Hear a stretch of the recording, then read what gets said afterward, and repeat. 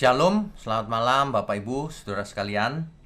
Malam ini adalah masih seri tentang kitab Keluaran, yaitu sesi ke-18 dengan topik tabut perjanjian, The Ark of the Covenant.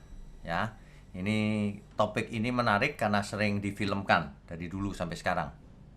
Sebelum itu mari kita tundukkan kepala. Mari kita berdoa. Bapa di surga, sungguh kami merasa beruntung kalau kami mempunyai kesempatan untuk belajar yang benar. Untuk belajar firman-Mu dengan benar. Sebab firman-Mu berkata bahwa iman timbul dari pendengaran. Pendengaran akan firman Kristus. Biarlah malam ini menjadi malam yang penuh dengan kebenaran. Setiap kami diberkati. Untuk itu, mohon urapi mulut hamba-Mu untuk menyampaikan kebenaran ini. Hanya di dalam nama Tuhan Yesus kami berdoa. Amin. Selamat malam, Shalom. Malam ini adalah sesi ke-18 Kitab Keluaran dengan topik tabut perjanjian. Kurang lebih 1 tahun setelah bangsa Israel keluar dari Mesir dan berkemah di kaki Gunung Sinai atau Gunung Horeb. Bapak Ibu tentu ingat sesi-sesi yang lalu, Tuhan memerintahkan Musa dengan instruksi yang sangat detail agar membuat tabut perjanjian sebagai salah satu perkakas dalam kemah suci. Nah, kemah suci atau tabernakel ini nanti kita bahas di Rabu mendatang. Ya, jadi tabut perjanjian ini salah satu benda yang ada di dalam kemah suci. Jadi biasanya tabut perjanjian ini disimpan di ruang Maha Kudus. Dan tabut perjanjian ini merupakan lambang penyertaan Tuhan atas bangsa Israel. Ya. Jadi ketika Yosua dan bangsa Israel sampai di Sungai Yordan, terjadilah mujizat, yaitu para imam mengangkat tabut itu. Ketika kakinya dicelupkan ke Sungai Yordan, lalu air itu berhenti mengalir. Air yang alirannya dari hulu berhenti, sehingga seolah-olah menjadi bendungan gitu, bendungan air. Di sebelah sini karena mengalir jadi kering. Nah, sehingga bangsa Israel bisa melewati Sungai Yordan itu dengan kondisi kering. Padahal di sampingnya itu yang dari arah hulu itu tembok air, ya. Nah, ini dia. Nah, jadi tabut perjanjian ini adalah lambang penyertaan Tuhan. Itu sebabnya bangsa Israel sangat istilahnya ya, sangat memperlakukan dengan hati-hati tabut ini. Takut kalau terhukum, terkutuk maksudnya. Ya, oke, kita lanjutkan dulu ya. Ya, jadi tabut perjanjian ini dalam teks asli Alkitab dalam bahasa Ibrani disebut Aron Habrit. Aron Habrit. Kalau dalam bahasa Inggris the Ark of Covenant. The Ark of the Covenant. Disebut juga tabut perjanjian Tuhan. The Ark of God, tabut Allah. The Ark of Might, tabut Tuhan. The Holy Ark, tabut suci. Ya. Atau tabut hukum Allah, bisa juga. Tapi ada yang menyebutnya The Ark of Testimony, testimoni. Jadi macam-macam sebutannya. Di Perjanjian Baru bahasa Yunani disebut dengan Kibotos tes diatekes. Ya. Itulah sebutan dari banyak dari tabut perjanjian. Ya, tabut perjanjian ini adalah salah satu peninggalan kuno yang dianggap paling suci bagi Israel. Sebuah peti tabut ini dibuat dari kayu akasia atau penaga, ya, yang dilapisi emas bagian luar dan bagian dalamnya, sehingga orang tidak tahu bahwa itu dibuat dari kayu. Ukurannya kira-kira panjangnya 114 cm, semeter lebih sedikit ya. Lebarnya 70 cm, tingginya 70 cm. Jadi nggak terlalu besar juga. Seperti peti gitu. Ya. Itu dicatat di Keluaran 25 ayat 10 sampai 11. Nah, orang Israel percaya bahwa tabut ini adalah lambang dari mahkota Tuhan, mewakili kehadiran Tuhan di bumi. Itu bisa dibaca di Bilangan 10 ayat 33 sampai 36. Ya. Nah, dalam Keluaran 25 ayat 10 sampai 40, di situ ditulis Tuhan memberikan instruksi kepada Musa untuk membuat tabut ini. Dan hal ini diulang lagi di Keluaran pasal 35 dan Keluaran pasal 37. Di setiap sisinya ada gelang.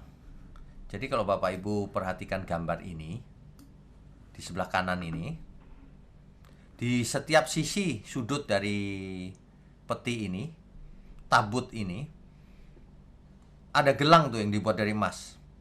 Sehingga apa? Sehingga tiangnya dapat dimasukkan ke gelangnya itu, sehingga tiang itu bisa dipakai untuk mengangkut tabut ini. Nah, di atasnya adalah tutup pendamaian namanya. Terbuat dari emas murni. Dengan ukuran kira-kira 2,5 hasta itu 114 cm kali 70 cm ya, kira-kira segitu ya. Dengan 2 kerup yang sayapnya menutupi tutup pendamaian. Ini kerup. Bapak Ibu kalau perhatikan, kerup itu sebenarnya malaikat. Malaikat kerup. Bapak Ibu ingat nggak waktu kita bahas kitab Kejadian? Ketika Adam diusir dari Eden, lalu Eden dijaga kerup. Nah itu kerup tuh, itu malaikat. Nah di atasnya tabut perjanjian ini ada tutupnya, diberi 2 malaikat kerup yang sayapnya terbentang tapi menutupi tutupnya itu. Gitu. Itu dia, sayapnya menutup ya. Begitu. Jadi bisa dibaca di Keluaran 25 ayatnya yang ke-10 dan 20 sampai 22, pasal 37 ayat 1 sampai 9 dan Ulangan 10 ayat 1 sampai 5. Nanti dibaca ya. Kalau kita baca nggak cukup nanti waktunya. Kita cepat saja, yang penting intinya nanti. Nah, sama dengan barang-barang di kemah suci lainnya yang nanti kita bahas Rabu depan. Semuanya itu didapat dengan mengumpulkan emas dari umat. Sesuai perintah Tuhan, itu perintah Tuhan tuh, kumpulkan semua emas yang ada. Gitu. Perhiasan-perhiasan. Nah, itu dicatat di Alkitab. Tabut ini dibuat oleh Besalel bin Uri bin Hur dari suku Yehuda. Bapak Ibu kalau ikut rajin online Bible Study ini tentu tahu suku Yehuda ya. Ingat, silsilah Mesias sudah sampai ke suku Yehuda. Nah, nanti akan lanjut terus ya. Dan dibantu oleh Aholiab bin Ahisamak dari suku Dan. Itu dicatat di Alkitab. Ya. Oke. Tabut ini berisi yang pertama 2 loh batu yang ada tulisannya 10 firman Tuhan yang sudah kita bahas di Rabu yang lalu. Ya. Nah, selain itu berisi apa? Buli-buli emas yang berisi mana. Itu di Ibrani 9 ayat 4. Selain itu ada isinya yang lain lagi, yaitu tongkat Harun yang dulu pernah bertunas. Itu Ibrani 9 ayat 4 juga. Ya. Jadi isinya ada 3 barang. 2 loh batu, buli-buli emas yang berisi roti mana, dan tongkat Harun yang pernah bertunas. Tabut ini disimpan di ruang Maha Kudus di kemah suci. Keluaran 26 ayat 34. Coba kita baca dulu ya. Keluaran 26 ayat 34. Keluaran pasal 26 ayat 34. tutup pendamaian itu haruslah kau letakkan di atas tabut hukum. Ingat, tabut perjanjian disebut juga tabut hukum. Di dalam tempat maha kudus. Artinya apa? Artinya ia diletakkan di ruang maha kudus. Ingat-ingat ya, tabut perjanjian ini ada di ruang maha kudus. Disimpannya. Nah, hanya para imam dan suku Lewi yang boleh mengusung tabut ini. Yang lain tidak boleh. Orang lain yang menyentuhkan bahkan mati. Coba kita baca ya. Kisahnya di 2 Samuel 6 ayat 6 sampai 7. 2 Samuel 6 ayat 6 sampai 7. Ketika mereka sampai ke tempat pengirikan Nakon, maka Uza mengulurkan tangannya kepada tabut Allah itu, lalu memegangnya, karena lembu-lembu itu tergelincir. Maka bangkitlah murka Tuhan terhadap Uza. Lalu Allah membunuh dia di sana karena keteledorannya itu. Ia mati di sana dekat tabut Allah itu. Siapa yang megang tabut ini mati. Karena tidak boleh dipegang. Ya. Oke. Kita lanjutkan dulu. Tabut ini perjalanannya bagaimana sih? Sejak dibuat sampai akhirnya sampai berakhir. Tabut ini kan dibuat di Sinai oleh Besalil tadi ya, dan dibantu Aholiab. Itu dibuatnya di Sinai. Jadi pertama kali ada di Sinai. Lalu tabut perjanjian ini menyeberang sungai Yordan karena dibawa kemana-mana, dibawa selama perjalanan Israel dari Sinai sampai ke Kanaan nanti. Itu dibawa terus tabut itu. Artinya bangsa itu disertai Tuhan. Ya. Tadi sudah saya jelaskan, tabut ini ketika di depannya ada sungai Yordan, begitu sang imam menginjakkan kaki di sungai itu menjadi kering. Karena aliran yang dari hulu berhenti menjadi tembok air. Sehingga sisanya mengalir jadi kering. Ini berbeda dengan terbelahnya laut Teberau ya. Kalau Teberau kan dindingnya kiri kanan air. Kalau ini enggak. Di satu sisi yang dinding air. Yaitu aliran yang dari hulu. Sedangkan air mengalir terus ke sana ya kering pasti. Bisa dibayangkan ya Bapak Ibu ya. Ini gambarnya nih, ilustrasinya. Jadi para imam mengangkut tabut. Di sampingnya sana ada tembok air. Di sebelah sininya kering semua, airnya nggak ada. Ya. Nah, ketika itu Israel dipimpin oleh Yosua. Jadi cara menyeberangnya begitu. Kaki para imam masuk ke air, langsung berhenti aliran air yang dari hulu. Dan sebagai peringatan, 12 batu diambil dari tempat di mana para imam itu berdiri. Batu-batu sungai itu berarti ya. Untuk peringatan. Kenapa 12? Suku Israel 12. Oke, kita lanjutkan dulu. Nah, setelah itu kalau mau detail Bapak Ibu bisa baca sih di Alkitab. Panjang ceritanya. Tapi saya mau jelaskan yang penting-penting saja ya. Tabut ini sangat berperan dalam jatuhnya kota Yeriko. Selama Israel mau menaklukkan Yeriko itu, tabut ini diusung keliling kota. Sekali dalam sehari. Dari dalam satu hari berkeliling satu kali saja. Selama 6 hari, tiap harinya keliling satu ya. Tapi di hari ke-7 kelilingnya 7 kali. Sambil meniup sangkakala. Nah, maka runtuhlah tembok Yeriko itu. Tembok itu runtuh Bapak Ibu. Ambruk. Nah, bisa dibaca di Yosua pasalnya yang ke-6. Hari ini kalau kita ke Israel, kita akan dibawa ke Yeriko. Ke kota tua ini. Ini kota kuno sekali dibandingkan kota-kota lain. Di Yeriko kita nggak melihat apa-apa sih. Biasanya cuma beli kurma dan apa ya, souvenir-souvenir lah. Nah, tapi kita sudah pernah ke Jericho. Oke, setelah itu rupanya bangsa Israel pernah dikalahkan oleh suku atau bangsa Ai. Karena kalah, Yosua mengoyakkan jubahnya dan sujud dengan muka sampai ke tanah di depan tabut Tuhan hingga petang. Sujud terus. Kenapa ya kok kalah begitu? Sedih. Ini ilustrasinya di sebelah kanan nih, Bapak Ibu. Ya. Oke, kita lanjutkan dulu. Ya. Selanjutnya peristiwa di Gunung Ebal. Nanti bisa dibaca Yosua 8 ayat 30 sampai 35. Berikutnya dari Gilgal, tabut perjanjian dipindahkan ke Betel.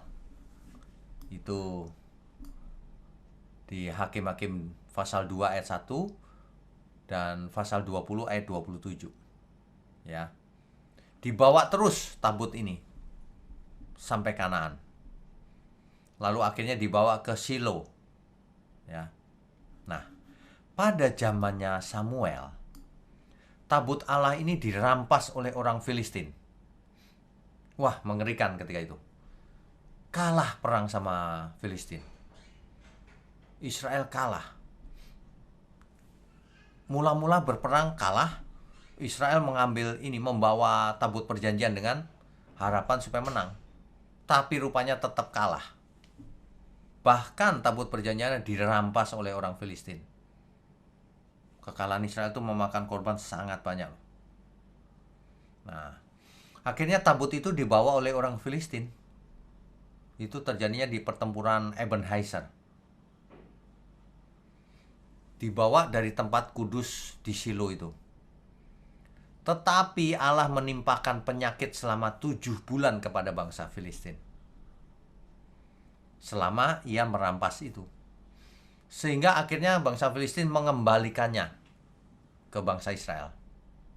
Di Kiryat Yarim namanya, daerahnya. Daripada nanti mati semua, dikembalikan. Dan tabut itu berada di sana, di Kiryat Yarim itu, selama 20 tahun. Itu bacaannya panjang. Bapak Ibu bisa baca. Saudara bisa baca di 1 Samuel 4 ayat 1 sampai pasal 7 ayat 2. Ya, panjang ini ceritanya. Oke. Lalu karena kehadiran tabut ini di kota-kota Filistin mengakibatkan wabah selama 7 tahun tadi, maka orang Filistin mengembalikan tadi itu. Ya. Dan tabut ini pernah pindah sementara ke perkemahan Saul dekat Bet Awen. Itu dicatat di 1 Samuel 14 ayat 18. Ya. Oke. Kemudian akhirnya Raja Daud menempatkan tabut ini di sebuah kemah di Yerusalem. 2 Samuel pasalnya yang ke-6. Itu cerita Raja Daud membawa tabut itu ke Yerusalem. Ya. Nah, dan tetap di sana selama pemberontakan Absalom. Nanti kita akan pelan-pelan menelusuri Alkitab sampai ke akhir perjanjian lama ya. Cuma mungkin tidak urut. Yang penting-penting saja. Waktu kitab Kejadian kita sangat urut sampai 50 sesi karena semuanya penting. Nah, sebentar lagi mungkin berapa kali pertemuan lagi kitab Keluaran akan habis. Karena yang penting-penting sudah kita bahas. Ya. Oke. Kita lanjutkan dulu. Akhirnya Salomo menempatkannya di bait Allah ketika zamannya Salomo. Sebagai simbol tahta Allah. Di bagian mana? Ruang Maha Kudus. Nah, ini udah zamannya Salomo nih. Sebenarnya kalau kita baca panjang sekali itu kisahnya. Tapi yang penting adalah intinya akan kita tangkap ya. Apalagi di zaman sekarang sampai ke perjanjian baru bagaimana konteksnya? Apakah masih penting atau bagaimana? Nah, ini yang penting. Ya. Nah, akhirnya disimpan di bait Allah oleh Salomo di ruang Maha Kudus. Di tahun 597 dan 586 sebelum Masehi, kerajaan Babel menyerang Yerusalem, menghancurkan Yerusalem. Sehingga tabut ini pun, bait Allah dihancurkan, tabut ini pun entah hilang, entah ikut hancur, atau disembunyikan, dibawa gitu maksudnya. Nggak jelas. Ya, ini nggak jelas. Tidak ada yang tahu tepatnya apa yang sebenarnya terjadi dengan tabut itu. Apakah masih ada? Apakah hari ini tabut itu masih ada? Kalau ada, di mana? Kalau tidak ada, berarti yang hancur waktu itu. Atau disembunyikan. Ini misteri loh, misteri besar nih. Sehingga di bioskop, di film, dibuat film itu apa? Indiana Jones, Raiders of the Lost Ark. Ya. Di situ ceritanya akhirnya ditemukan gitu ya. Tapi itu film ya. Oke, kita lanjutkan. Jadi tabut ini berpindah-pindah sesuai dengan rutenya bangsa Israel itu menuju Kanaan. Ini salah satu kemungkinannya. Ya, itu panah. Akhirnya ke Yerusalem. Ini dia. Sebentar ya. Tujuan akhirnya ini. Yerusalem. Ya. Yang membawa siapa? Raja Daud. Akhirnya Salomo yang menempatkan di bait Allah juga. Ya. Itu kisahnya. Nah, terus berikutnya. Tabut ini dikatakan hilang. Apa benar hilang? Kita harus membaca dari 2 Raja-Raja, pasalnya yang ke-20 ayat 17. Sesungguhnya suatu masa akan datang bahwa segala yang ada dalam istanamu dan yang disimpan oleh nenek moyangmu sampai hari ini akan diangkut ke Babel. Tidak ada barang yang akan ditinggalkan. Demikianlah firman Tuhan. Ayat ini jelas sekali loh, bahwa memang semua barang tidak ada yang ditinggal, semua diangkut, begitu. Ya, itu 2 Raja-Raja 20 ayat 17. Sekarang berikutnya, kalau 2 Raja-Raja 24 ayat 10 sampai 13. Pada waktu itu majulah orang-orang Nebukadnezar, Raja Babel, menyerang Yerusalem dan kota itu dikepung.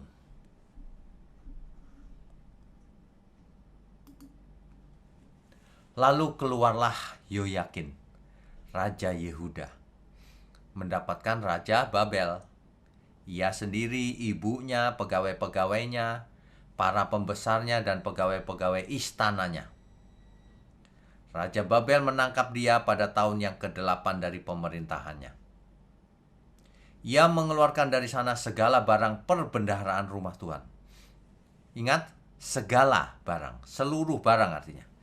Dan barang-barang perbendaharaan istana raja.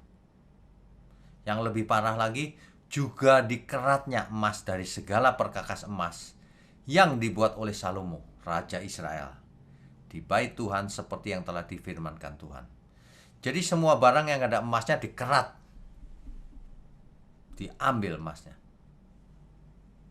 Ya, kalau kita membaca 2 ayat ini, artinya apa?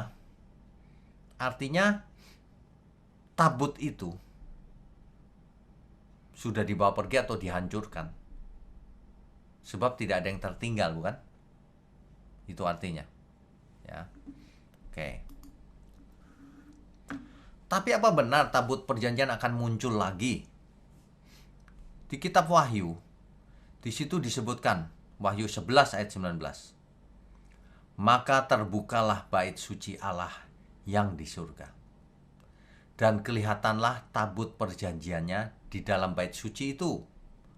Dan terjadilah kilat dan deru guruh dan gempa bumi dan hujan es lebat. Nah, ingat, Wahyu itu teks yang penuh dengan lambang. Jadi teks ini tidak boleh diartikan secara harafiah. Masa di surga ada deru guruh dan gempa bumi dan hujan es, ya? Nah, makanya ini bukan harafiah. Sebab yang dimaksud dengan bait suci, perhatikan tuh, maka terbukalah bait suci Allah yang di surga. Sebab yang dimaksud oleh dengan bait suci di surga itu sebenarnya adalah Allah sendiri. Jadi bukan bangunan bait suci itu, bukan. Bait suci di surga itu adalah Allah sendiri. Coba kita baca Wahyu 21 ayat 22. Wahyu pasal 21 ayat 22. Saya bacakan ya. Dan aku tidak melihat bait suci di dalamnya, sebab Allah, Tuhan yang Maha Kuasa adalah bait sucinya. Di surga tidak ada lagi bait suci, karena bait sucinya ya Allah sendiri. Demikian juga anak domba itu. Ya, jelas ya. Nah, jadi kalau kita baca lagi Wahyu 11 ayat 19 ini, maka terbukalah bait suci Allah yang di surga. Maksudnya ya Allah sendiri yang kelihatan gitu loh. Ya. Nah, dan perlu diingat bahwa tabut perjanjian di sini adalah lambang tahta Allah dan kehadirannya. Ingat yang tadi ya. Jadi sebenarnya kalimat Wahyu ini sederhana. Di surga ternyata ada Allah. Tabut perjanjian maksudnya ada kehadiran Allah. Begitu. Itu simbol semua. Jangan salah mengartikan. Banyak orang kalau baca ayat-ayat itu banyakkan secara harafiah. Kalau secara harafiah berarti di surga ada gempa bumi, ada hujan es. Bukan begitu. Ya. Ketika Tuhan terlihat di surga itu gegap gempita, maksudnya begitu. Ini figuratif ya. Oke. Lagi pula di zaman Taurat itu sudah berlalu. Ya. Kita tidak mungkin kembali lagi mundur ke ibadah ala Taurat, ala perjanjian lama. Nggak mungkin dong. Sebab jika ada tabut perjanjian yang dulu, maka Israel akan memulai lagi ibadah seperti dulu. Nah, ini masalahnya. Makanya kalau saya ditanya, saya berpendapat tabut perjanjian sudah musnah, sudah hancur. Demikian juga dengan bait Allah yang di Yerusalem, sudah hancur dan tidak bakal dibangun kembali. Mengapa? Karena di zaman perjanjian baru kita sudah tidak membutuhkan semua itu. Bait Allah contohnya. Tuhan sudah hadir di dalam tubuh kita. Tubuhmu bait Allah, bait Roh Kudus. Tubuh kita bait Allah, bait Roh Kudus. Ruang Maha Kudus ada dalam diri kita. Buktinya apa? Buktinya Roh Kudus ada dalam diri kita. Jadi bait Allah yang fisik sudah tidak dibutuhkan juga di Yerusalem. Seandainya Israel membangun bait Allah, nggak ada hubungan dengan kekristenan. Masa kita mau mempersembahkan korban bakaran lagi? Itu menghina Tuhan Yesus namanya. Jelas ya maksudnya ya. Tabut perjanjian juga sama. Kan tabut perjanjian itu salah satu barang yang ada di ruang Maha Kudus. Kalau ruang Maha Kudusnya adalah tubuh kita, tabut perjanjiannya adalah hati kita artinya. Coba dipikir baik-baik. Tabut perjanjian yang berisi firman itu ada di hati kita, ada di akal budi kita. Ya. Nanti ya kita ulang sedikit soal hal itu. Tapi ada yang mengklaim tabut perjanjian itu masih ada loh. Ada yang mengklaim. Klaim yang paling terkenal, nah ini yang sering diajarkan di gereja ini, gereja tertentu. Klaim yang paling terkenal itu adalah bahwa sebelum Babel menghancurkan Yerusalem, tabut ini sudah dibawa lebih dulu, jadi selamat gitu. Dikisahkan Ratu Ethiopia ketemu Salomo. Lalu terjadi affair, sehingga Ratu Ethiopia memiliki anak. Anak inilah yang ketika sudah besar ingin ketemu ibunya lagi, balik ke Ethiopia. Nah, waktu balik, ia diam-diam mengangkut tabut perjanjian. Begitu klaim dari pihak tertentu ini. Dan sekarang masih ada di Ethiopia, yaitu di kota Aksum. Di dalam suatu gereja atau katedral, Saint Mary of Zion. Ya, itu. Jadi hari ini masih ada di sana, katanya begitu. Menurut otoritas gereja itu, hanya satu orang yang boleh melihatnya, yaitu penjaga tabut. Makanya tidak boleh diselidiki, tidak boleh dilihat. Jadi kita juga tidak tahu apakah itu benar atau tidak. Ini kan klaim sepihak. Kalau benar kan harus ada saksi. Kalau nggak ada saksi, ya itu klaim sepihak namanya. Tapi heran, ada gereja tertentu yang ngajarinya begini ceritanya. Padahal klaim ini belum terbukti. Ya, cuma cari sensasi saja. Klaim lain ada lagi, bahwa tabut itu disembunyikan di lorong bawah bait suci sebelum Babel menghancurkannya pada tahun 586 sebelum Masehi. Jadi sebelum Babel menyerang, disembunyikan dulu di fondasi di bawahnya. Ada lorong-lorong. Makanya Bapak Ibu kalau ke Israel, kalau ada kesempatan masuk ke lorong-lorong di bawahnya, masuk saja. Lihat-lihat seperti apa sih lorongnya. Tapi lorong itu ditutup, belum sampai kemana-mana sudah ditutup, nggak boleh masuk. Nggak tahu di dalam ada apa. Ditutup. Karena ketika tahun berapa itu ya, Israel masuk ke lorong itu, ribut. Karena di atas lorong itu ada bangunan Dome of the Rock, masjid yang berkubah kuning itu. Nah, jadi susah kan? Gitu, ya. Nah, teori ini juga tidak dapat diuji. Kenapa? Lah di atasnya ada Dome of the Rock. Kalau Israel gali-gali di bawahnya bisa perang itu. Ribut kan soalnya. Di atasnya ada masjid soalnya. Ya. Ini juga tidak bisa dipastikan, belum ada buktinya. Cuma klaim sepihak. Diselidiki juga tidak bisa, tidak memungkinkan. Begitu ya, Bapak Ibu ya. Oke. Jadi kalau Bapak Ibu mendengar ada yang ceritanya seperti ini, jangan percaya. Karena belum terbukti. Oke. Lagi pula sungguh aneh kalau memang itu ada di sana, Israel diam saja, nggak mungkin. Pasti akan diusahakan diambil, dibawa ke Yerusalem. Ya, oke, lanjutnya. Yeremia bernubuat begini, Yeremia 3 ayat 16. Apabila pada masa itu kamu bertambah banyak dan beranak cucu di negeri ini, demikianlah firman Tuhan, maka orang tidak lagi akan berbicara tentang tabut perjanjian Tuhan. Itu tidak lagi akan timbul dalam hati, dan tidak lagi akan diingat orang. Orang tidak lagi akan mencarinya atau membuatnya kembali. Ini nubuatan Nabi Yeremia ini jelas sekali kalimatnya. Sudah nggak penting lagi deh, nggak usah dibicarakan gitu.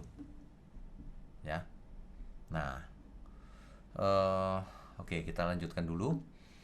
Ini paralel dengan ketika Nabi Yeremia nanti bernubuat bahwa Tuhan akan menaruh hukumnya, menaruh Tauratnya itu, dua loh batu itu. Kalau dulu dua loh batu itu ditaruh di dalam tabut perjanjian. Tabut perjanjiannya ditaruh di ruang Maha Kudus. Nah, Nabi Yeremia juga bernubuat, aku akan menaruh hukumku di hati manusia dan di akal budi manusia. Jadi tabut perjanjiannya itu hati dan akal manusia, akal budi. Ditaruh di situ. Ruang Maha Kudusnya ya tubuh kita, karena tubuh kita bait Allah. Paralel bukan? Ini benar, cocok. Oke, nah, yang lebih penting adalah begini, seperti biasa, kalau kita belajar suatu topik, lalu dampaknya apa dalam hidup kita yang sekarang ini? Di zaman sekarang, zaman perjanjian baru, kita harus baca kitab Ibrani. pasalnya yang ke-9. Nanti Bapak Ibu saudara sekalian tolong baca pasal 9 itu seluruhnya. Perlahan-lahan supaya mengerti. Ya. Oke, saya bacakan ya, Ibrani pasal 9. Ayatnya yang pertama, kita akan pelan-pelan supaya mengerti apa yang dimaksud. Memang perjanjian yang pertama juga mempunyai peraturan-peraturan untuk ibadah dan untuk tempat kudus buatan tangan manusia. Perjanjian yang pertama maksudnya yang mana? Yang mana? Bapak Ibu Saudara tahu nggak? Ya, ini perjanjian yang pertama ini adalah perjanjian yang di Sinai. Ingat, Musa menghadap Tuhan, diberi perjanjian. Itu perjanjian yang pertama di Sinai, Taurat. Yang ditulis di 2 loh batu itu. Ya. Nah, itu buatan tangan manusia. Ini kalau kita baca lengkap ya, dikisahkan bahwa sebab ada dipersiapkan suatu kemah, yaitu bagian yang paling depan, dan di situ terdapat kaki dian dan meja dengan roti sajian. Bagian ini disebut tempat yang kudus. Ini bicara soal aturan-aturan bait Allah, kemah suci, tabut perjanjian gitu. Itu menyangkut perjanjian yang pertama tadi. Kita lanjutkan dulu ya. Langsung saja di ayat 7. Tetapi ke dalam kemah yang kedua, hanya imam besar saja yang masuk sekali setahun. Dan harus dengan darah yang ia persembahkan karena dirinya sendiri dan karena pelanggaran-pelanggaran yang dibuat oleh umatnya dengan tidak sadar. Kita lanjutkan dulu ya. Ayat 8-nya. Dengan ini Roh Kudus menyatakan bahwa jalan ke tempat yang kudus itu belum terbuka selama kemah yang pertama itu masih ada. Bapak Ibu mengerti gak ya? Jalan ke tempat kudus itu belum terbuka, masih tertutup selama kemah yang pertama masih ada. Selama orang masih hidup dalam perjanjian lama. Itu maksudnya, hidup dalam perjanjian yang pertama yang di Sinai itu. Ayat 9. Itu adalah kiasan, betul, itu kiasan. Kiasan masa sekarang. Sesuai dengan itu dipersembahkan korban dan persembahan yang tidak dapat menyempurnakan mereka yang mempersembahkannya menurut hati nurani mereka. Karena semuanya itu di samping makanan, minuman, dan pelbagai macam pembasuhan hanyalah peraturan-peraturan untuk hidup insani yang hanya berlaku sampai tibanya waktu pembaharuan. Makanya Taurat itu sementara. Ketika yang membaharui, yang memperbaharui datang, yang sempurna datang, Taurat berhenti. Nah, hendaknya Bapak Ibu mulai mengerti sedikit demi sedikit. Perjanjian yang pertama itu yang di Sinai, perjanjian yang kedua itu perjanjian baru. Dahulu bait Allahnya fisik, sekarang bait Allahnya di perjanjian baru tubuh manusia. Dulu kitab Tauratnya ditaruh di 2 loh batu. Sekarang hukum Tuhan ditaruh di hati manusia dan di akal budinya. Ini dia, ya. Nah, oke, kita lanjutkan. Itu ayat 10 ya. Ayat 11 saya bacakan ya. Tetapi Kristus, sebentar, ayat 11-nya ada nggak? Oh, ada. Tetapi Kristus telah datang sebagai imam besar untuk hal-hal yang baik yang akan datang. Ia telah melintasi kemah yang lebih besar dan yang lebih sempurna, yang bukan dibuat oleh tangan manusia. Artinya yang tidak termasuk ciptaan ini. Apa itu? Surgawi. Ayat 12. Dan ia telah masuk satu kali untuk selama-lamanya ke dalam tempat yang kudus.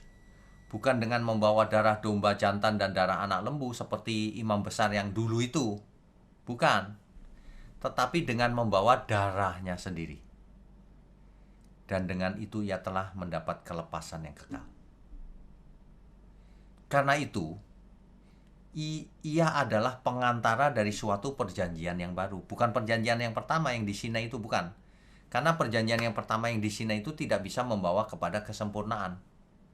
Nah, ini yang bisa membawa kesempurnaan, yaitu perjanjian yang baru. Supaya mereka yang telah terpanggil dapat menerima bagian kekal yang dijanjikan. Sebab ia telah mati untuk menebus pelanggaran-pelanggaran yang telah dilakukan selama perjanjian yang pertama. Semua manusia telah berbuat dosa, bukan? Nah, ini ditebus. Ayat 24-nya, sebab Kristus bukan masuk ke dalam tempat kudus buatan tangan manusia, yang hanya merupakan gambaran saja dari yang sebenarnya. Jadi sebenarnya ketika Musa membuat tabut perjanjian, kemah suci, dan itu cuma gambaran yang akan datang. Perjanjian lama itu gambaran yang akan datang gitu loh. Jadi kalau orang berpikirnya cuma perjanjian lama terus, ya hidup dalam angan-angan. Karena itu bayangan yang akan terjadi di perjanjian baru. Ya. Tetapi ke dalam surga sendiri untuk menghadap hadirat Allah guna kepentingan kita. Jadi Tuhan, kalau dulu imam besar masuk ke bait Allah, kemah suci, lalu masuk ke ruang Maha Kudus. Tapi itu dilakukan setiap tahun. Karena hutang dosa tidak lunas-lunas. Terus dilakukan tiap tahun. Tapi imam besar kita Tuhan Yesus masuk ke ruang Maha Kudus yang sebenarnya, bukan buatan manusia. Tadi kan buatan manusia. Yang sebenarnya itu di surga, menghadap Allah, menghadap Bapa. Untuk apa? Untuk kepentingan kita. Nah, itu ayat 24-nya itu. Ya. Ayat 25 dijelaskan lebih jelas. Dan ia bukan masuk untuk berulang-ulang mempersembahkan dirinya sendiri. Seperti zaman dulu imam itu ya. Sebagaimana imam besar setiap tahun masuk ke dalam tempat kudus dengan darah yang bukan darahnya sendiri, darah domba. Tapi Kristus tidak demikian. Ia tidak masuk berulang-ulang, ia hanya sekali melakukannya. Dan itu lunas. Ya. Di ayat 28-nya demikian. Demikian pula Kristus hanya satu kali saja mengorbankan dirinya untuk menanggung dosa banyak orang. Sesudah itu ia akan menyatakan dirinya sekali lagi tanpa menanggung dosa untuk menganugerahkan keselamatan kepada mereka yang menantikan dia. Jadi kalau kedatangannya yang pertama untuk menebus dosa, menyelamatkan. Tapi kedatangan yang kedua bukan untuk itu. Untuk menghakimi. Menyelamatkan orang benar, dibawa ke surga, langit baru, bumi baru. Tapi menghakimi orang fasik, sehingga menghukum maksudnya, orang-orang fasik. Begitu ya. Jadi kita itu harus, kalau membaca itu harus seluruh Alkitab. Bayangkan kalau kita berhenti di perjanjian lama, kita berpikir tabut perjanjian akan ada lagi. Tidak. Ya. Jadi ini adalah dari kesimpulan Ibrani tadi.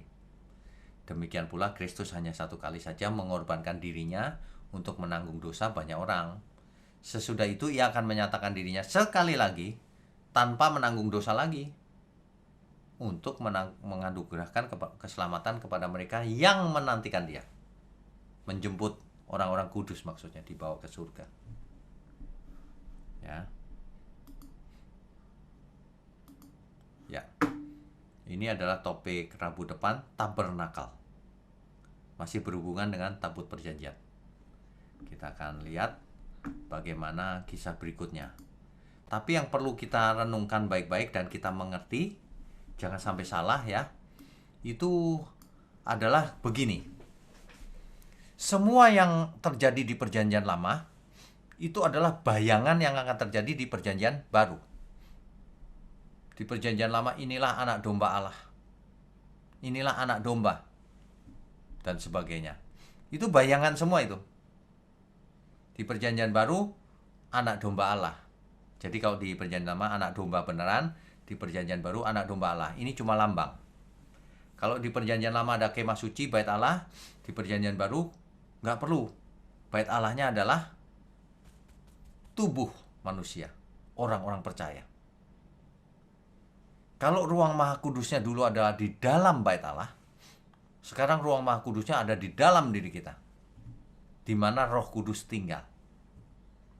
Kalau dulu tabut perjanjiannya ada di ruang Maha Kudus, sekarang tabut perjanjiannya ada di dalam kita. Itu kiasan, simbol. Jadi jangan mengharapkan tabut perjanjian akan dipakai lagi. Seandainya ketemu pun itu pekerjaannya Israel, bukan kita. Kita hanya menyaksikan bahwa oh dulu begitu ya, begitu. Kita sekarang mengerti bahwa kita disetting akan menjadi anak-anak Allah. Kalau dulu orang merindukan penyertaan Tuhan dengan tabut perjanjian di mohon-mohon sampai Harun sampai Yosua menempelkan jidatnya di tanah. Ya. Tapi hari ini kita tidak butuh. Sebab Roh yang Maha Tinggi ada dalam diri kita. Kalau dulu simbolnya adalah tabut perjanjian itu, penyertaan Tuhan ada, makanya dibawa terus kan sepanjang perjalanan menuju Kanaan. Nah, sekarang juga kita bawa terus tabut perjanjian tanda kutip yang ada dalam ruang Maha Kudus tanda kutip, yaitu hati dan akal budi kita, menuju Kanaan, Kanaan surgawi. Paralel sebenarnya. Yang dulu merupakan kiasan, lambang, bayangan, tapi yang di perjanjian baru yang sebenarnya. Bait Allah di surga, Allah sendiri. Bait Allah di bumi, tubuh kita. Jelas ya Bapak Ibu ya? Makanya perjanjian yang lama itu tidak bisa menyempurnakan. Yang barulah yang bisa menyempurnakan. Taurat diberikan hanya untuk sementara. Setelah keturunan yang dijanjikan itu datang, maka Taurat tidak berlaku lagi. Ingat, kalau bilang tidak berlaku itu bukan berarti lalu boleh mencuri dan sebagainya. Didengarkan lagi sesi yang lalu. Diganti dengan hukum yang lebih sempurna. Isinya apa? Isinya Taurat Tuhan, tapi Taurat yang sudah disempurnakan, bukan Taurat yang sudah prakteknya jadi salah gitu. Amin ya Bapak Ibu ya. Jadi banyak orang ribut soal tabut perjanjian. Oh ada di Ethiopia. Oh ada di bawah sana. Padahal tabut itu kalau ada ya tinggal apa ya namanya ya, peninggalan bersejarah yang luar biasa. Tapi penyertaan Tuhan kita sudah tidak butuh tabut. Dahulu bangsa Israel butuh tabut itu kalau mau menang perang dan sebagainya. Kita tidak perlu. Karena tabut yang berisi hukum itu ditaruh Tuhan di hati dan pikiran kita, akal budi kita. Amin ya. Amin. Oke. Co-host tolong kalau ada yang mau bertanya silakan. Di unmute dulu 20. Oke Pak, terima kasih untuk pelayanannya hari ini, penjelasannya. Kita akan langsung dalam sesi Q&A. Kami minta kepada Bapak Ibu untuk menayangkan videonya. Langsung saja ke penanya pertama, Pak Rudi. Pak Rudi, silakan Pak Rudi. Malam Pak Wiknyo. Selamat malam Pak Rudi, silakan. Maaf Pak, pertanyaan saya ini pertanyaan nyasar dari pelajaran yang lalu mengenai misvote Pak. Jadi pertanyaan saya adalah, apakah bisa dibenarkan orang Israel menambah-nambah peraturan Taurat yang sudah diberikan oleh Tuhan Pak? Oh maksudnya itu. Ya. Sebenarnya maksud mereka itu baik Pak. Para rabi itu bermaksud baik. Mereka bukan menambahkan sebenarnya, mereka menjelaskan lebih detail operasionalnya seperti apa setiap harinya. Cuma karena mereka salah mengerti, jadi menyulitkan manusianya. Misalnya kalau hari Sabat tidak boleh masak, tidak boleh apa saja gitu, nggak boleh pokoknya. Nah, yang dimaksud Tuhan bukan begitu ternyata gitu loh, tidak tepat. Bukan mereka menambahkan, bukan. Mereka menjelaskan, mengeksplor lebih detail yang sudah ada. Gitu. Ya, ya. Begitu, Oke, Pak. makasih Pak. Ya, Tuhan berkati. Makasih Pak, makasih. Ya. Ada lagi, silakan. Ya, selanjutnya Bapak Choi, silakan Pak. Pak Jo, silakan. Shalom Pak Wiknyo. Shalom. Ya, terima kasih Pak Wiknyo, penjelasannya luar biasa ya. Karena memang tabut perjanjian ini sama misteriusnya dengan cawan suci mungkin Pak ya. Ya, Yang betul. jadi Holy perdebatan. Grail. Betul. Pak Wiknyo, saya mau tanya ya, apakah misteri ini tuh terbangun tuh dari tradisi pada abad pertengahan Pak, di mana umat Kristen itu masih suka memuja-muja relik ya. Karena mereka kan butuh sesuatu yang khusus supaya hubungan bersifat fisik ya, supaya hubungan spiritualnya semakin baik gitu loh Pak. Itu aja Pak. Terima kasih. Itu aja ya. Oke. Ya. Sebenarnya ini tidak terlalu jelas juga Pak kapan mulainya. Tapi kalau kita sebenarnya bangsa Israel kan ingin apa ya namanya ya? Ingin mengembalikan kejayaannya di zaman Salomo. Antara lain harus ada tabut perjanjiannya, antara lain. Nah, dari situ makanya timbul ini apa tadi? Klaim-klaim tadi itu. Cuma asal mulanya tidak diketahui dari mana juga itu. Baik. Klaimnya itu, ya. Tapi memang manusia itu suka relik-relik begitu, agamawi begitu. Ya. Tapi ya nanti Tuhan sajalah yang hakimnya. Baik. Terima kasih Pak. Ya, Tuhan berkati. Terima kasih Tuhan berkati. Selanjutnya Ibu Yohana. Ibu Yohana Silakan, Bu. dari Cepu, silakan. Salam, selamat malam Pak Wiknyo. Shalom, Bu. Itu di 2 Raja-Raja 20 ayat 17 kan semua diangkut. Ya, 2 Raja-Raja 24 ayat 13 mengeluarkan semua barang-barang. ya, Kemungkinan tabut perjanjian sudah tidak ada atau hancur. ya. Pertanyaan saya, menurut Pak Wiknyo, Ron Bayat itu benar-benar menemukan tabut perjanjian atau tidak? Terima kasih. Ini ada arkeolog yang menemukan. Waduh. Sekarang begini, Bu. Kita bicara biasa aja gitu. Nggak usah berpikir rumit-rumit. Kalau itu ditemukan, Bu, mana sekarang? Seorang arkeolog itu kalau menemukan sesuatu dipublikasikan, Bu. Ya dong, bukan disembunyikan. Dipublikasikan, ditaruh di museum, ada buktinya. Tapi memang arkeolog yang satu ini sering buat sensasi. Menemukan rodanya kereta Fir'aun katanya. Iya kan? Iya.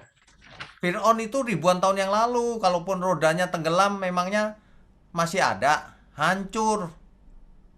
Aneh-aneh saja itu memang. Yang paling aneh itu gini, dia menemukan tetesan darah Yesus.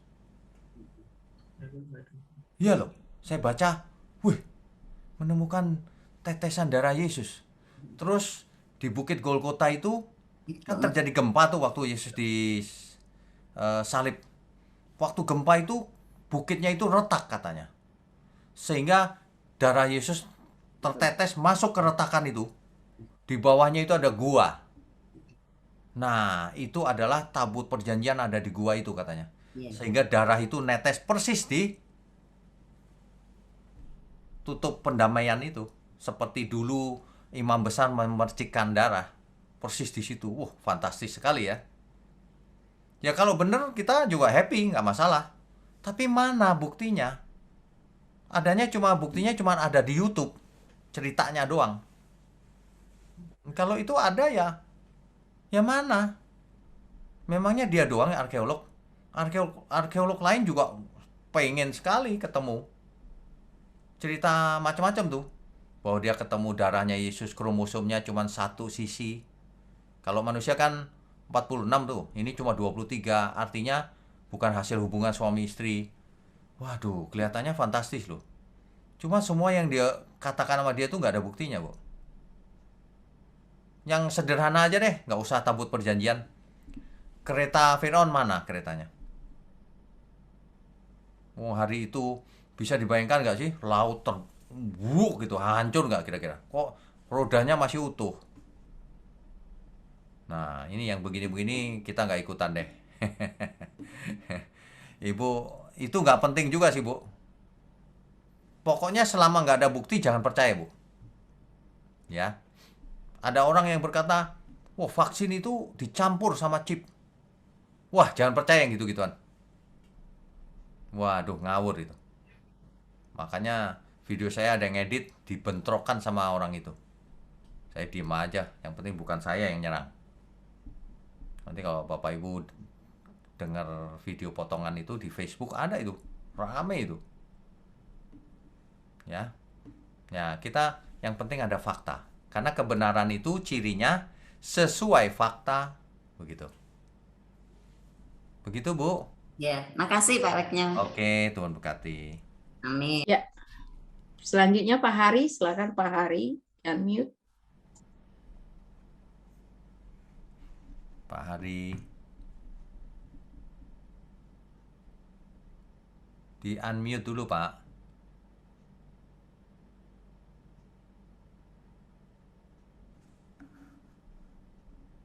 Pak Hari.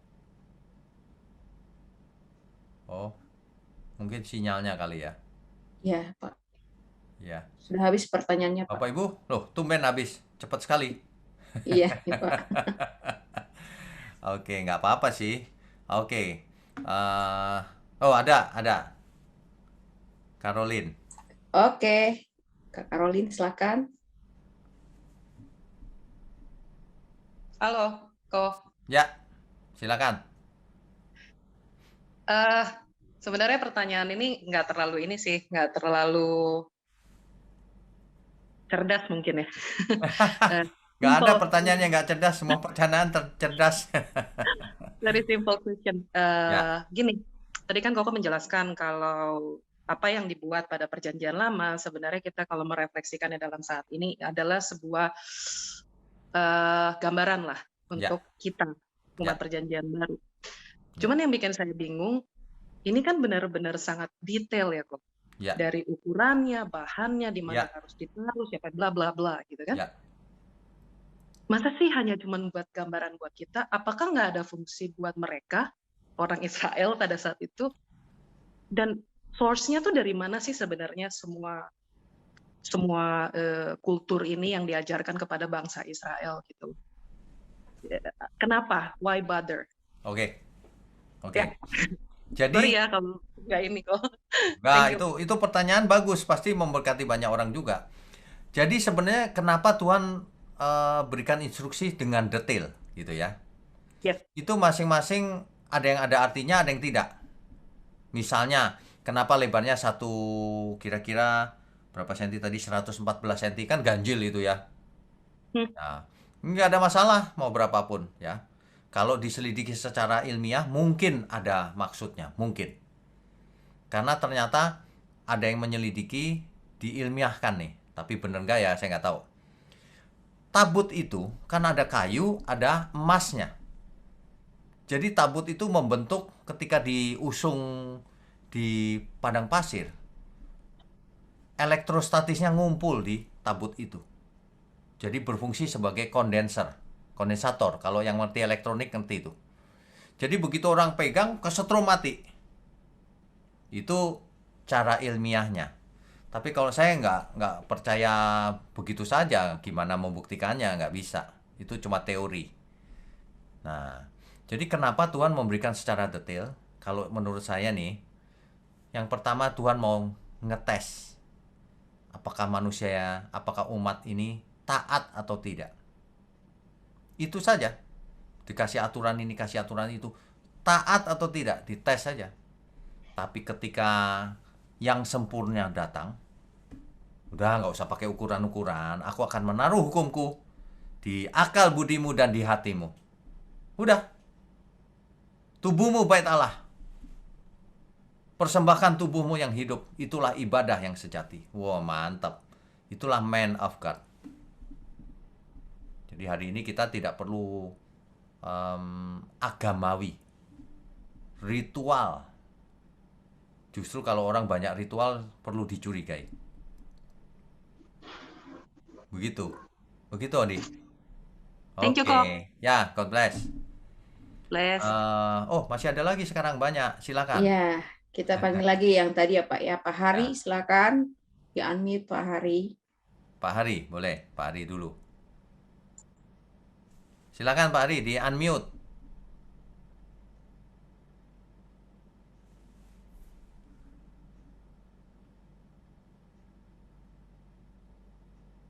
Ini saya bantu nih Pak Ari. Ya, udah. oke. Oke. Ya, shalom Pak. Shalom. Shalom. Cuma mau nanya, gimana caranya dapat notifikasi semua acara-acara baru Pak Wiknyo ya? Oh, oke. Bapak bisa subscribe channel kita, Pak? Sudah benarnya. Oh, kalau sudah ada di situ channel GSKI Peak dan channel saya pribadi ada. Oh, oke. Itu urut, Pak. Semua. Kalau enggak Bapak bisa akses website saya www.wiknyotanto.com. Oh, oke. Nah, kalau di website itu, Pak, nanti Bapak pilih menu di kiri atas ada garis 3, lalu pilih online Bible study, nanti ada muncul kitab Kejadian, kitab Keluaran. Nah, kitab Kejadian kalau diklik urut tuh, Pak, 1 sampai 50. Kitab Keluaran kalau diklik, maksudnya acara-acara yang lain. Kayak yang lain-lain. Oke. Yang lain-lain ada di GSKI Peak. Yang setiap minggu ada khotbah, setiap malam ada renungan malam pengantar tidur, pagi-pagi 2 hari sekali ada renungan pagi, juga ada khotbah-khotbah lain, Pak. Jadi channelnya channel saya, Wiknyo Tanto, kemudian channel GSKI Peak, itu ada semua, Pak. Dan satu lagi channel truth.id. Di truth.id ada juga. Gitu. Ya, kemarin lihat PD Lumajang ya. Ya. Itu kok cukup menarik. Oh, oke. Gini aja kalau nggak Pak Hari. Pak Hari nomor teleponnya berapa ya? Bisa hubungi 20 atau tidak ya? Ibu 20 ya? Ya. Oke. Hubungi Ibu 20. Makasih. Nanti setiap hari ada acara apapun yang saya lakukan, saya share linknya, Pak. Oke, makasih. Jadi Bapak terimanya di WA aja, udah link terus gitu. Cuma yang lewat-lewat Bapak bisa ke channel yang bersangkutan. Ya. Makasih. Oke, Tuhan berkati. Ya. Ya, Tuhan berkati. Berikutnya. Oke, berikutnya Ibu Meme. Silakan Ibu Meme. Ibu Meme. Silakan. Shalom Pak. Shalom. Ya. Terima kasih atas semua firman yang Bapak sampaikan. Tabut Perjanjian ini sungguh luar biasa dan saya mengerti akan kebenaran yang Bapak sampaikan. Nah, gini Pak, ada sedikit saya pertanyaan tentang bangsa Israel gitu ya. Ini bangsa Israel ini kan bangsa pilihan daripada Allah gitu. So, dulu mereka itu masih mengikuti hukum Taurat Perjanjian Lama lah maksud saya. Sekarang mereka sudah perjanjian baru gitu. Ya karena saya juga nggak pernah pergi ke sana ya, traveling atau apa gitu. Jadi saya pertanyaan saya Pak gini, apakah bangsa Israel masih mengaku Yesus itu? Maksud saya kan kehidupan Tuhan Yesus itu juga kan di bangsa Israel ya. Dari dia lahir sampai mati gitu ya. Kalau mereka tidak percaya kepada Yesus Kristus sebagai juru selamat mereka, sementara mereka masih mengikuti hukum Taurat yang Allah berikan. Oke, jadi begini, Israel sendiri tidak semuanya religius, ada yang sekuler juga. Jadi satu ada yang sekuler, satu ada yang Yudaisme. Yudaisme itu hanya mengakui perjanjian lama, menolak perjanjian baru, artinya menolak Yesus pasti. Nah, tapi ada yang sudah menerima Tuhan Yesus, namanya Mesianik. Nah, itu percaya bahwa Yesus Sang Mesias. Cuma kadang-kadang mereka nggak mau disebut Kristen juga. Mengapa? Karena Kristen itu berbau-bau kebarat-baratan. Padahal Yesus itu timur, bukan barat. Gitu. Banyak orang yang nggak mengerti kan gitu, Yesus itu agama barat itu, gitu loh. Itu timur tengah itu. Nggak ngerti orang. Ya, cenderung salah manusia itu. Nah, jadi tergantung Mereka ada yang Kristen, ada yang bukan Kristen lah, Mesianik, tapi percaya Tuhan Yesus. Tapi ada yang Yudaisme ya nggak percaya mereka gitu. Ya.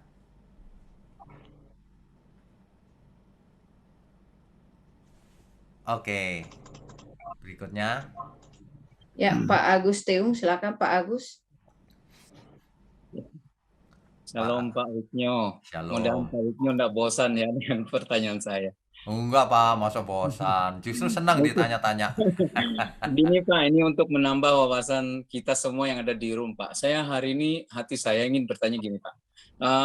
Tuhan Allah itu berdaulat atas pilihannya kan Pak. Seperti bangsa Israel itu kan bangsa pilihan, benar kan Pak? Yes. Nah, salah satunya misalnya, kenapa kok harus Musa yang dipilih, kok tidak Harun gitu kan Pak? Oh, maksudnya pilihan ya. Terus gini Pak, yang saya mau tanya, ini yang lagi bombastis ya Pak ya, yang diperdebatkan orang, misalnya gini, di dalam Yohanes pasal 3 ayat 16, itu karena begitu besar kasih Allah akan dunia ini, sehingga Ia mengaruniakan anak yang tunggal supaya setiap orang yang percaya kepadanya tidak binasa, melainkan beroleh hidup yang kekal. Jadi yang dunia itu mungkin dari bahasa Yunani kan kosmos Pak. Jadi apakah ini maksudnya keselamatan itu bagi seluruh manusia atau bangsa pilihan aja gitu nah Pak? Oke. Jadi ada yang berpendapat ada yang limited attachment atau unlimited attachment. Gimana menurut Bapak? Oke, baik. Yang pertama dulu ya, mengapa Musa bukan Harun? Itu dulu ya. Nah, pemilihan itu adalah kedaulatan Tuhan, pasti. Jadi, mengapa Israel kok nggak bangsa yang lain yang dipilih misalnya? Itu kedaulatan Tuhan, ya. Tetapi ingat, bukan berarti yang dipilih itu selamat. Buktinya apa? Israel dipilih Tuhan, bukan? Betul. Selamat nggak Israel? Belum tentu jawabannya. Buktinya apa? Hosea 4 ayat 6. Umatku binasa karena tidak mengenal Allah. Mengapa tidak mengenal Allah? Karena engkaulah yang menolak pengenalan itu. Maka aku menolak kamu. Binasa itu.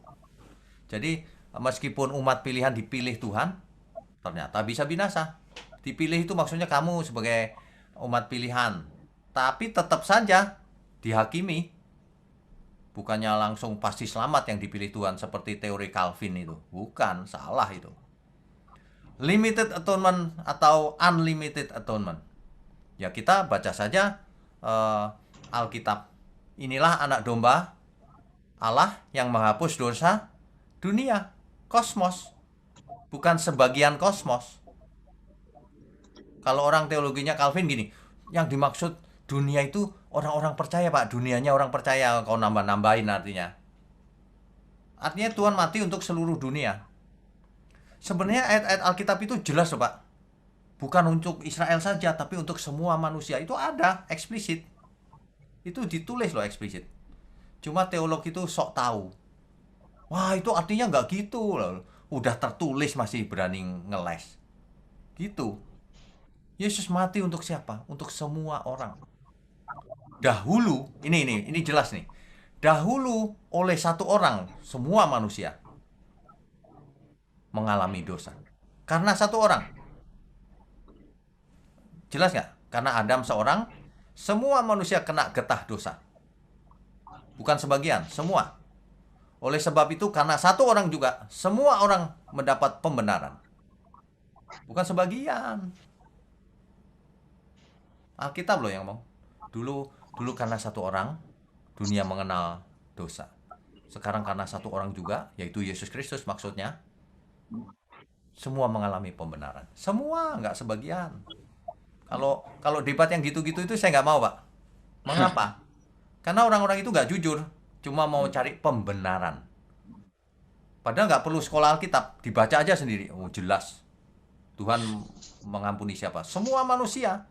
Tetapi bukan berarti manusia otomatis selamat. Karena Alkitab tidak boleh dibaca 1-2 ayat, harus seluruh Alkitab. Contohnya, Kisah Rasul 3 ayat 19. Karena itu kamu harus sadar dan bertobat agar dosamu diampuni. Kalau kamu nggak bertobat ya nggak diampuni meskipun Yesus mati di kayu salib. Artinya kematian Tuhan Yesus ditawarkan kepada semua orang siapapun. Bertobat, selamat. Gitu. Enggak, binasa. Kristen nggak bertobat, binasa. Jelas ya, Pak? Ya, karena saya nih orang umum, Pak, orang enggak teologia. Jadi intinya kesimpulan saya berarti siapa yang percaya itu selamat, yang tidak percaya tidak selamat ya, Pak ya? Betul. Tapi ingat, Pak, percayanya bukan hanya mulut mengaku percaya loh ya. Karena mulut tidak bertulang, lidah tak bertulang. Percaya itu artinya benar-benar percaya, melakukan kehendak Tuhan. Udah pasti selamat. Ya. Gitu.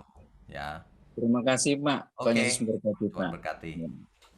Ya, selanjutnya Pak Nelson, silakan Pak Nelson. Ya, Pak Nelson, silakan. Halo, selamat malam Pak Winyo. Selamat malam. Iya, ini ada pertanyaan, tapi sebenarnya sudah dijawab oleh Pak Winyo tadi.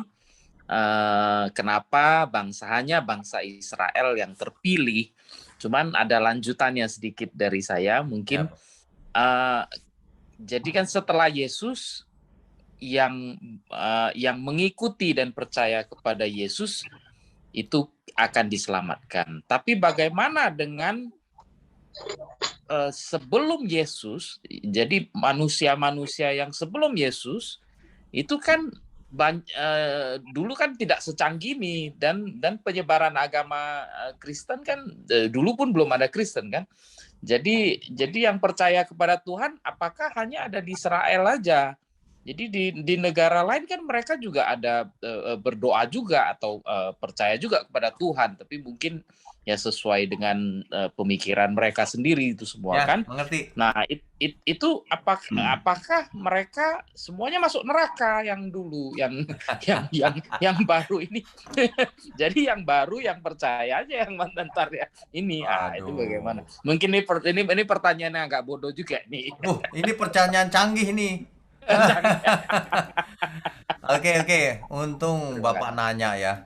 Jadi saya terpaksa harus menjelaskan nih. Banyak orang berkata begini, di luar Kristen orang pasti tidak selamat. Waduh, kejam sekali kau ya jadi manusia ya. Aduh. Saya cuma nanya begini sama orang-orang yang begitu. Abraham Kristen bukan? Bukan. Selamat nggak? Selamat. Nah kalau nggak aneh, Abraham bapak orang beriman. Ya kan? Abraham, Ishak, Yakub selamat nggak? Kristen bukan? Nah itu aja. Kalau ada orang yang berani jawab itu tidak selamat, ya kita juga nggak usah ngomong lagi. Udah kacau balau itu artinya. Nah kita pakai fakta Alkitab saja. Orang yang nggak Kristen bisa selamat. Ya bisa, itu buktinya Abraham, Ishak, Yakub. Kenapa? Karena dia percaya Allah yang benar. Ya kan? Nah, tapi bagaimana dengan orang bangsa lain yang tidak mengenal Allah yang benar? Kan gitu kan? Nah, kita harus tidak boleh pakai pikiran sendiri. Harus pakai Alkitab. Setuju nggak? Setuju. Nah, kita buka kalau gitu. Roma 2 ayat 12. Pak Nelson bawa ada Alkitab nggak? Kebetulan nggak di ini. Oke, nggak apa-apa, saya bacakan. Roma pasal 2 ayat 12. Sebab semua orang yang berdosa tanpa hukum Taurat akan binasa tanpa hukum Taurat. Apa itu artinya? Orang yang tidak punya hukum Taurat dihakiminya tidak pakai Taurat juga. Itu artinya. Dan semua orang yang berdosa di bawah hukum Taurat akan dihakimi oleh hukum Taurat. Nah, kalau orang punya hukum Taurat, dihakiminya pakai hukum Taurat. Jelas ya? Ayat 13. Karena bukanlah orang yang mendengar hukum Taurat yang benar di hadapan Allah. Bukan yang punya, tapi yang apa? Tetapi orang yang melakukan hukum Tauratlah yang akan dibenarkan. Melakukan hukum Taurat, benar. Tapi itu dulu, orang Yahudi. Kalau sekarang menolak Yesus ya nggak benar namanya. Dulu kan belum ada Yesus. Oke, berikutnya ya. Ini lebih jelas lagi nih. Apabila bangsa-bangsa lain yang tidak memiliki hukum Taurat, bangsa lain nih Pak, yang nggak punya hukum Taurat, nggak ngerti apa-apa, oleh dorongan diri sendiri, melakukan apa yang dituntut oleh hukum Taurat, artinya mereka nggak mencuri, nggak membunuh, nggak berzina, maka walaupun mereka tidak memiliki hukum Taurat, mereka menjadi hukum Taurat bagi diri mereka sendiri. Jelas nggak ya maksudnya ya? Jelas ya? Tuhan itu adil. Nggak mungkin Tuhan begini, ada orang di pedalaman nggak pernah dengar Injil, nggak pernah dengar apa-apa, lalu dihakimi. Kamu nggak percaya Yesus? Lalu dia nanya, Yesus itu apa ya Pak? Nggak, pokoknya kamu nggak percaya. Neraka. Tuhan nggak begitu. Tuhan itu pribadinya agung. Tuhan tahu siapa yang mesti dibuang ke neraka, siapa yang enggak. Tahu persis, percaya deh. Siapa orang Kristen yang mesti dibuang ke neraka, Tuhan tahu persis. Ya. Begitu. Tapi Alkitab prinsipnya begini, yang diberi banyak dituntut banyak. Kalau kau dengar Injil, kamu harus sempurna. Sebab settingnya beda. Nanti kau akan memerintah bersama aku, dimuliakan bersama aku. Itu Alkitab loh yang nulis, bukan saya loh. Saya nggak mau pakai tafsir-tafsir yang enggak gitu. Pakai aja teks Alkitab. Roma itu berlaku nggak hari ini? Kan berlaku. Ya udah, berlaku, pakai aja. Itu penjelasannya. Begitu, Pak Nelson? Terima kasih, Pak. Jelas ya, oke, Tuhan berkati. Tuhan berkati. Masih ada satu lagi kelihatannya.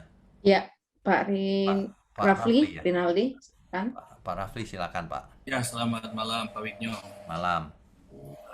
Begini Pak, tadi sehubungan dengan pertanyaan dari Pak Agus ya, dan dari Pak Wiknyo juga menyatakan bahwa Yesus mati untuk semua orang Pak ya. Ya. Nah, yang ingin saya tanyakan Pak, semua orang ini apakah orang yang hidup setelah Yesus atau sebelum Yesus juga diselamatkan Pak? Oke.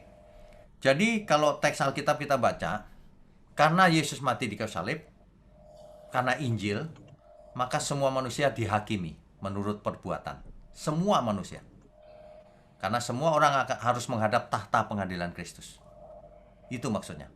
Jadi Yesus mati di kayu salib untuk semua orang juga. Ditawarkan untuk semua orang. Nah, jadi kalau lahirnya sebelum, nggak usah jauh-jauh deh, Adam ditebus oleh Tuhan Yesus.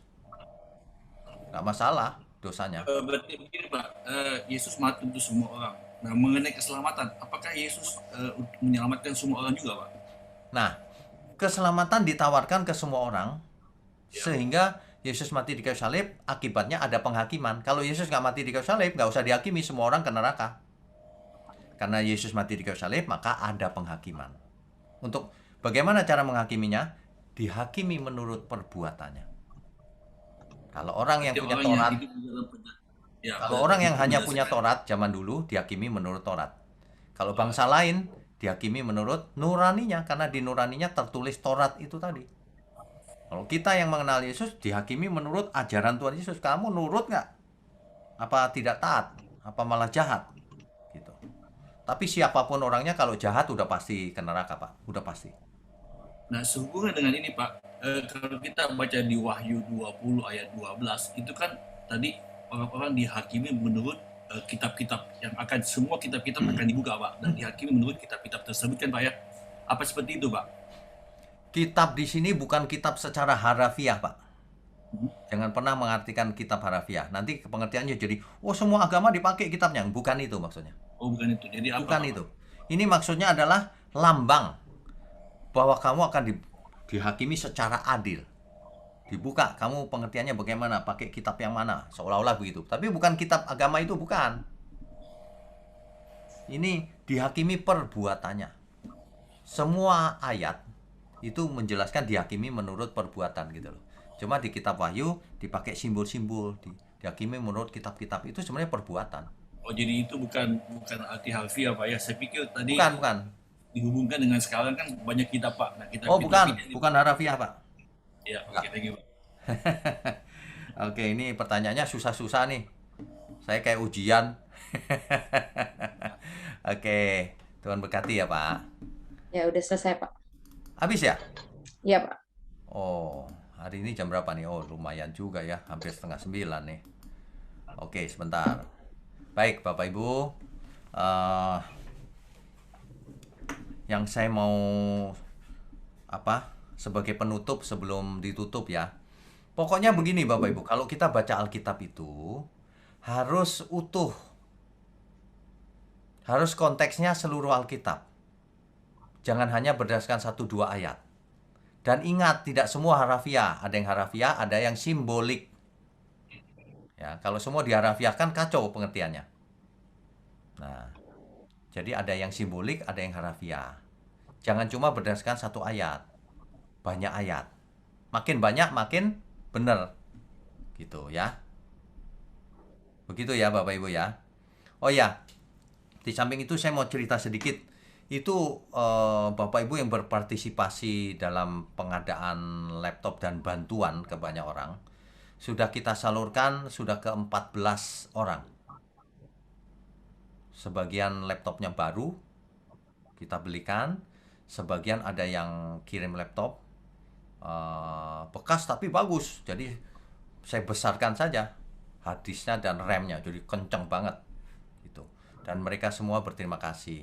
Saya bilang terima kasihnya bukan sama saya, sama Tuhan aja, karena banyak sekali, saya nggak bisa sebut orang-orangnya ya. Beberapa ada yang ikut serta dalam hal ini, begitu. Jadi mari kita hidup menjadi berkat. Amin ya. Sudah semakin malam, mari kita tutup dengan doa. Mari kita berdoa. Bapa di surga, terima kasih kalau kami diberi pengertian yang luar biasa. Kami mengerti sekarang bahwa tubuh kami adalah bait Roh Kudus. Tubuh kami adalah bait Allah. Dan hukum Allah ditaruh dalam akal budi kami, di dalam hati kami. Tabut perjanjian sudah tidak diperlukan Tuhan secara fisik, karena tabut itu ada dalam diri kami, sehingga kami boleh menjadi anak-anak Allah. Terima kasih Bapa. Hamba mohon berkati channel ini, agar semakin hari semakin banyak orang sadar dan mau belajar. Berkati semua yang ikut online Bible Study ini, maupun yang nanti mengikutinya lewat YouTube, agar mereka pun tergerak untuk membagikan link-link ini kepada banyak orang. Sayang sekali kalau orang tidak mengerti. Ampuni segala kesalahan kami. Terima kasih Bapa. Hanya dalam nama Tuhan Yesus kami berdoa dan mengucap syukur. Amin. Saudara sekalian, bicara soal kebenaran, setiap orang merasa benar. Makanya semua kecap dinomor satukan. Ada orang yang mengatakan saya paling benar, ini paling benar, itu paling benar. Mana sebenarnya yang paling benar? Oleh sebab itu, hadiri seminar 7 natur kebenaran dan aplikasinya. Seminar ini wajib dihadiri oleh para teolog, apologet, pengkhotbah, bahkan oleh para jemaat sendiri, agar kita bisa membedakan manakah yang benar, manakah yang salah. Inilah alat uji kebenaran yang sangat objektif dan alkitabiah. Pastikan saudara ikut. Dan ajak seluruh saudara dan sahabat-sahabat. Bapak-bapak dan ibu-ibu yang terkasih dimanapun berada, yuk kita belajar pelajaran Alkitab bersama secara online. Setiap hari Rabu jam 7 malam bersama pendeta Bapak Wiknyo Tanto. Secara online, bisa melalui Zoom. Tetapi kita harus mendaftarkan dulu ke nomor berikut ini. Selamat bergabung dan Tuhan Yesus memberkati.